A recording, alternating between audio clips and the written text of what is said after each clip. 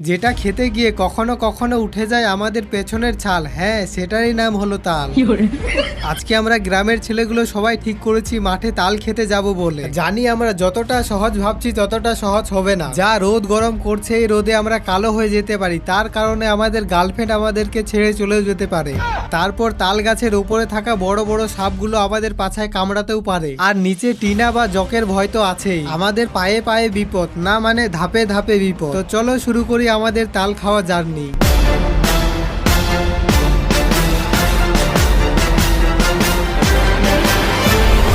আমি মানিক লিন্ডা, আমার সাথে ক্যামেরাম্যান নেই, আমি ক্যামেরাম্যান।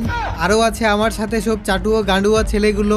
আমাদের সবার টার্গেট তাল। জানি আমাদের ধাপে ধাপে বিপদ, তবু আমরা ভয়কে পিছনে রেখে চলেছি সামনে। জানি না কি হতে চলেছে আমাদের সাথে আজকে।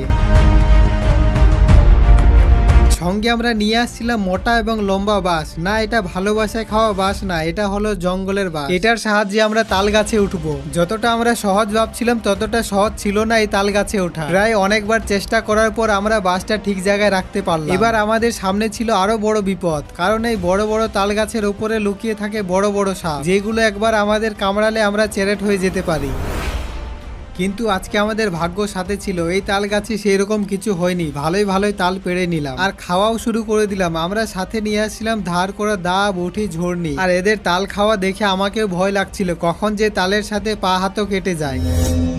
আমরা এখানে আর বেশিক্ষণ থাকবো না, কারণ বিপদের সংকেত পাচ্ছি। আমাদের পাশেই ছিল বড় একটা পুকুর, যেটা থেকে বেরিয়ে আসছিল বড় বড় টিনা, যেটা আমাদের রক্ত খেয়ে শেষ করে দিতে পারে। তাই চললাম আরো সামনে। জানি না সামনে আরো কি বিপদ আমাদের জন্য অপেক্ষা করছে। সামনে আমরা আরেকটা তাল গাছ দেখতে পেলাম। ততক্ষণে আমাদের সাথে আরো চাটুয়া ছেলেগুলো যোগ হয়েছে। দেরি না করে আমাদের মধ্যে থাকা একজন গাছে উঠে পড়লো আর ঝটপট করে তাল কাটতে শুরু করলো। এদিকে খাওয়াও শুরু হয়ে গেল। তারপর যেটার ভয় ছিল সেটাই হলো, তাল গাছের ওপরে নাকি সাপের কলস দেখা গেল। আমাদের সবার মনের ভয়টা আবার একটু উকি মেরে দেখলো, কিন্তু আমাদের তাল খাওয়া থামলো না, সাথে তাল পাড়াও থামলো না। আগে থেকে 200 গুণ স্পিডে তাল পাড়া শুরু হলো। ততক্ষণে খাওয়ার তালে আমরা ভুলে গেছি আমাদের বিপদের কথা।